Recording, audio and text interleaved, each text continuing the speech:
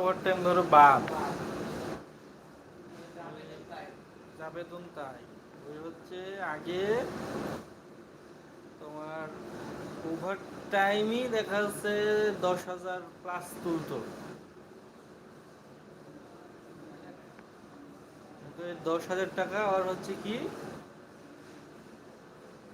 প্রতি মাসে ওর এটা হচ্ছে মাইনাস হয়ে গেল, তাই না? এখন ওর বেতন কত?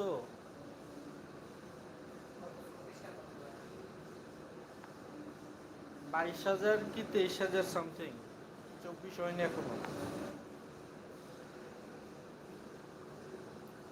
হ্যাঁ, এদিকে এখন আমি চিন্তা করছি যে তোমার প্রমোশন হয়নি, কিন্তু ওভার টাইমটা আমি পাচ্ছি।